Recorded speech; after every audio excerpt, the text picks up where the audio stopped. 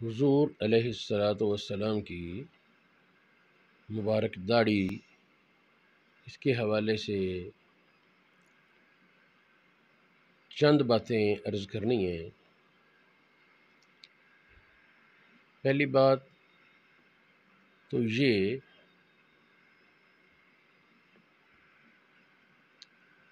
کہ بعض لوگوں میں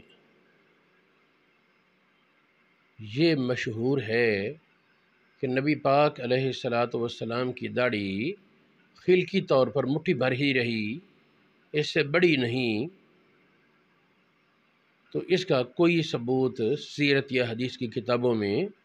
کم از کم مجھے نہیں ملا، اور تلاش بسیار کے باوجود نہیں ملا۔ مولانا شاہ احمد رضا خان نے بھی اس کا رد فرمایا، واللہ عالم بالصواب۔ دوسری بات یہ کہ آج کل بلاد عرب میں پتہ نہیں کیسے بدعت چلی کہ انہوں نے دونوں طرف سے رخسار صاف، داڑھی کا نشان ہی نہیں، اور نیچے ٹھوڑی پر تھوڑی سی رکھی ہوتی ہے، تو یہ بھی بدعت ہے اور سنت ہرگز نہیں، کیونکہ داڑھی وہ صرف ٹھوڈی کے نیچے والے بالوں کا نام نہیں، داڑھی نام ہے نیچے والی چباڑی کے اوپر اگنے والے بالوں کا، لحیہ اسفل پر، نچلی چباڑی پر جو بال اگتے ہیں اس کا نام ہے لحیہ، لحیہ اسفل پر اگنے والے بالوں کو لحیہ کہا جاتا ہے۔ اب ظاہر ہے کہ لحیہ چباڑی وہ صرف ٹھوڈی کے نیچے تو نہیں ہے، وہ تو جہاں سے دانت اگنے شروع ہوئے وہ سارے یہ نچلی چباڑی جو ہے وہ ساری لحیہ اسفل ہی ہے، تو لحیہ پر جو بال اگتے ہیں، لحج پر اگنے والے بال لحیہ کہلاتے ہیں، اور یہ جو سمجھا جاتا ہے کہ داڑھی صرف ٹھوڈی کے نیچے رہے، تو یہ صرف نیچے نہیں بلکہ رخسار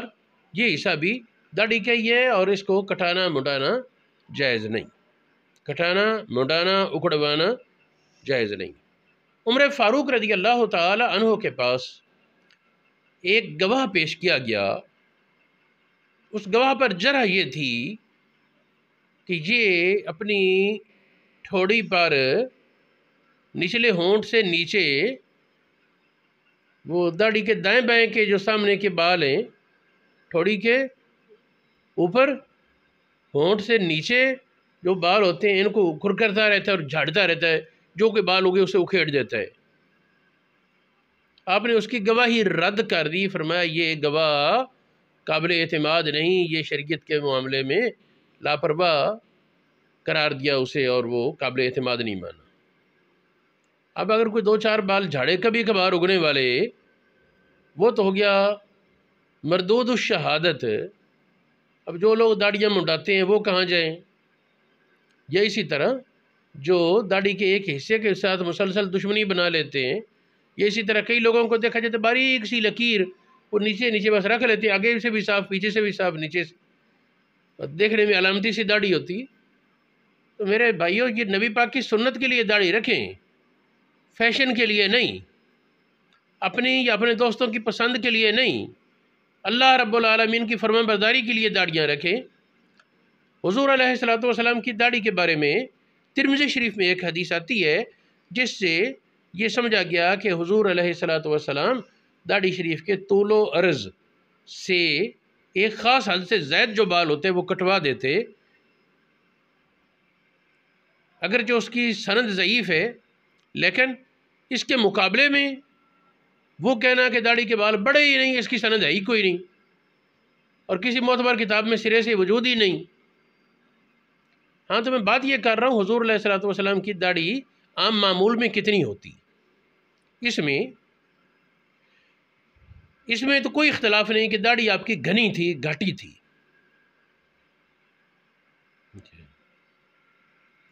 آپ کی گردن لمبی تھی، گردن لمبی ہونا حسن کا ایک نشان سمجھا جاتا ہے۔ نبی پاک صلی اللہ علیہ وسلم کی گردن شریف لمبی تھی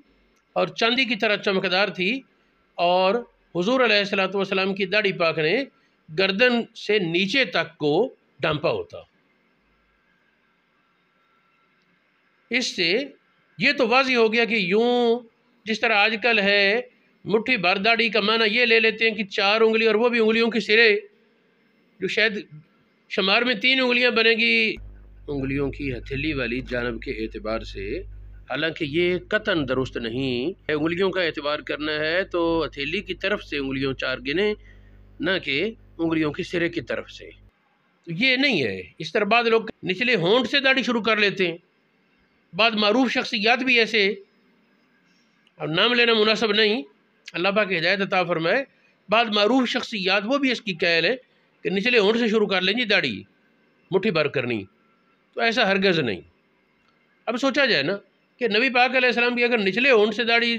شروع ہوتی اور آپ کی ٹھوڑی وہ بہت چھوٹی نہیں تھی، وہ متوازن اور حسین تھی، تو نچلے ہونٹ سے شروع کر کے وہ تو پھر نیچے سے بہت تھوڑے سے بال رہے تھے، اور تھوڑے بال ہوتے تو اس کے خلال کے لیے کیا ضرورت تھی؟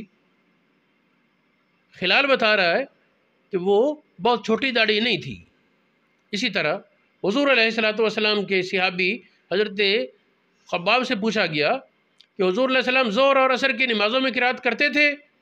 کہا جی کرتے تھے۔ تمہیں کیسے پتا؟ کہا تحریک لحیہ تھی نبی پاک کی داڑھی کی حرکت سے۔ اب جس کی داڑھی ہوئی صرف ٹھوڑی پر تھوڑی سی، مقتدیوں کو کیا نظر آئے گا کہ داڑھی حرکت کر رہی یا نہیں؟ یہ تو تبھی پتہ چلے گا نا کہ اگر داڑھی بڑی ہے اور دیکھنے والے بھی توجہ سے دیکھ رہے ہیں۔ پھر یہ ایک صحابی حضرت عبداللہ ابن عباس رضی اللہ تعالی عنہما، ان کے پاس ان کا ایک شاگرد ملنے آیا، سلام کیا، عرض کیا جی میں نے خواب میں نبی پاک صلی اللہ علیہ وآلہ وسلم کی زیارت کی ہے۔ فرمایا کہ ان کا حلیہ بیان کر۔ اس نے حلیہ بیان کیا۔ آپ نے فرمایا کہ اگر تو بیداری میں دیکھتا تو بھی اس سے زیادہ حلیہ نہ بیان کر سکتا، تو نے نبی پاک صلی اللہ علیہ وسلم کی واقعتاً زیارت کی ہے۔ حضور علیہ السلام کے حلیے میں تبدیلی کسی کو نظر آئے تو وہ ایک الگ بحث ہے علماء کی۔ محمد بن سیرین اور حضرت عبداللہ ابن عباس اور بعض اکابر کا موقف ہے کہ جو حلیہ نبی پاک کا نہیں تھا وہ کسی کو نظر آئے تو اس نے نبی پاک کی زیارت ہی نہیں کی۔ لیکن بعد کے علماء میں جمہور علماء اکثریت اس بات کی طرف گئی کہ جس صورت میں بھی نظر آئے زیارت دیکھنے والا سمجھتا ہے میں نبی پاک کو دیکھتا ہوں، اس نے نبی پاک کو دیکھا، لیکن جو نقص ہے، جو فرق ہے، وہ اس کے اپنے ایمان میں فرق ہے یا اس کی پھر کوئی تعبیر ہوگی۔ ہاں تو میں یہ حدیث پیش کر رہا ہوں۔ اس حدیث میں عبداللہ ابن عباس نے جب فرمایا نا جو کہ اگر بیداری میں دیکھتا تو بھی اس سے زیادہ نہ بیان کر سکتا، تو اس حدیث میں لفظ یہ تھے قد ملات لحیتہ من لدن ہذہ الی ہذہ، نبی پاک کی داڑھی نے یہاں سے یہاں تک کو بھرا ہوا تھا، ادھر سے ادھر تک، 2 کمپٹیوں کے درمیان کا اشارہ۔ اچھا یہ تو ہوگی چوڑائی کی بات، تو رخسار خالی تو نہیں تھے پھر۔ اور نیچے کہاں تک؟ حتیٰ قعدت تملأ نہرہ، جو گردن شروع ہونے کا گڑھا ہے یہ حصہ چھپا ہوا تھا داڑھی میں، اور گردن آپ کی لمبی تھی، یا بعض علماء نے شارحین نے تو اس کا معنی کیا سینے کو ڈھانپنے۔ یہ حدیث مسند احمد بن حنبل میں موجود ہے، امام ترمذی کی مختصر الشمائل میں موجود ہے، مصنف ابن ابی شیبہ میں ہے، تاریخ مدینہ ابن شبہ کی کتابیں پرانے علماء سے ہیں، اس میں ہے جامع المسانید ابن جوزی کی، اس میں ہے طبقات ابن سعد، اس میں موجود ہے، مجموع الزوائد میں موجود ہے، اور مجموع الزوائد والے لکھتے ہیں کہ امام احمد کی نے اس کو روایت کیا اور ان کے راوی ثقہ ہے۔ اس طرح غایت المقصد ایک کتاب ہے علامہ ہاشمی کی، اس میں ہے اتحاف الخیرات الماہرہ، ابن حجر کی کتاب ہے، اس میں ہے اشرف الوسائل الی فہم الشمائل، یہ ابن حجر ہاشمی مکی کی کتاب ہے، اس میں وہ کہتے ہیں ما بین ہذہ الی ہذہ، اس کا اشارہ چوڑائی کی طرف ہے، اور ملات نہرہ کا اشارہ طول کی طرف ہے۔ اس طرح وسائل الوصول علامہ نبہانی اس کتاب میں بھی ہے، شمائل ترمذی جامع ترمذی کے ساتھ اس میں ہے، بہجۃ المحافل میں ہے۔ اسی طرح شرح شمائل ملا علی قاری کی، اس میں بھی انہوں نے طول کا کچھ اشارہ بیان کیا۔ علامہ مناوی کی کتاب فیض القدیر، اس میں تو انہوں نے کانت مسترسلۃ الی صدرہ قصۃ گھاٹی داڑھی تھی اور سینے تک لٹکی ہوئی تھی، یہ لفظ موجود ہیں۔ دلائل النبوہ بحقی میں، فیض القدیر وغیرہ میں یہ بحث موجود تھی۔ قاضی ایاز نے شفا شریف میں تملہ صدرہ نبی پاک کے حلیے میں بیان کیا، قص اللحیہ تملہ صدرہ، داڑھی گھاٹی تھی اور سینہ کو بھرتی تھی۔ العلام امام قرطبی کی کتاب ہے، انہوں نے اس پر اتفاق بیان کر دیا۔ تقی الدین سبکی کی کتاب ہے السیف المسلول، اس میں بھی یہ تملہ صدرہ، بہجت المحافل میں، لوامع الدرر میں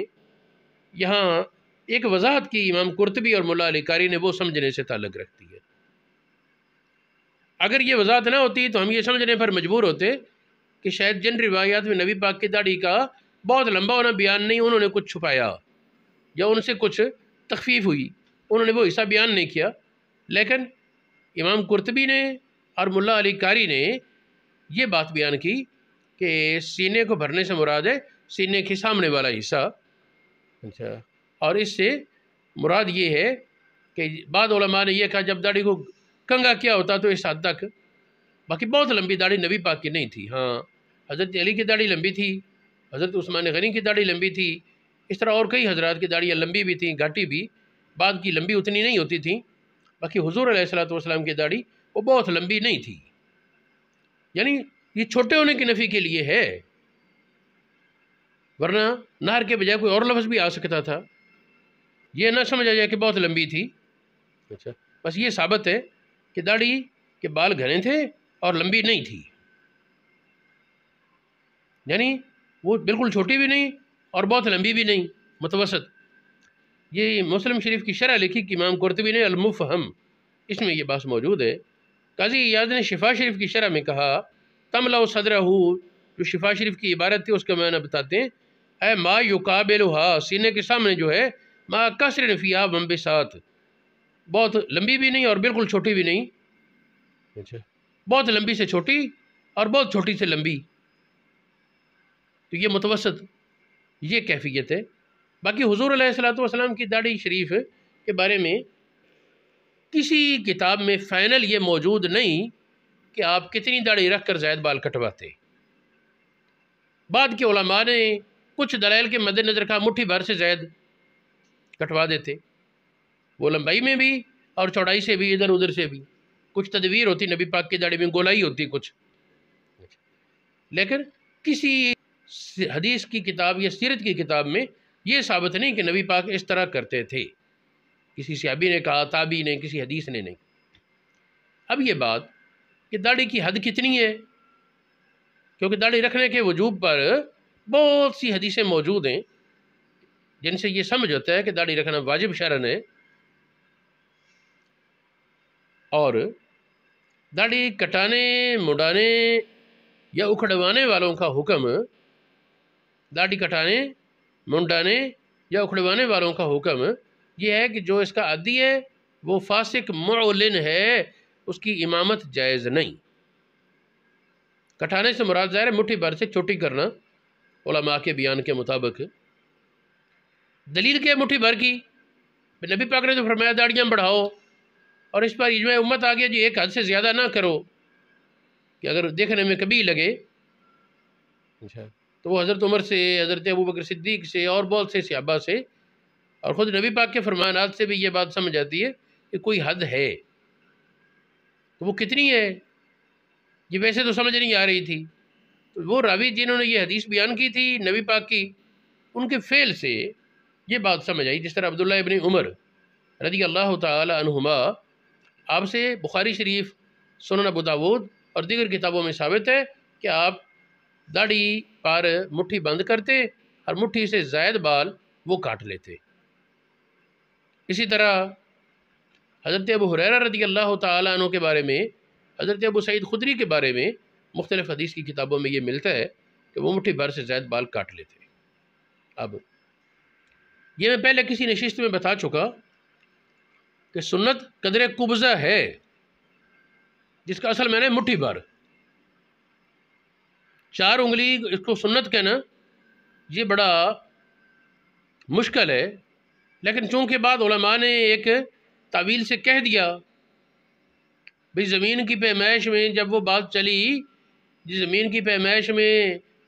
اتنی انگلیاں ہوں تو ایک ذرا بنتا ہے، اور اتنے ذرا ہوں تو یہ بنے گا. میل کی پیمائش بتاتے ہوئے انہوں نے کہا تھا کہ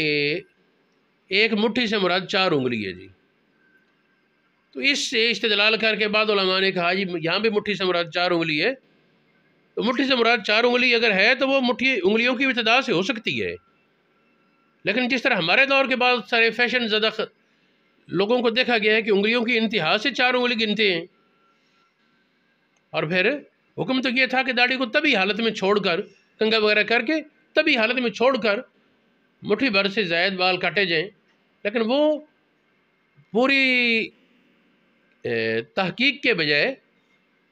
تبھی حالت پر چھوڑنے کے بجائے کھینچ کر پوری تسلی کرتے ہیں کوئی بال زائد نہ رہے مٹھی سے، اگرچہ چھوٹے ہو جائیں تو یہ بہرحال جائز نہیں.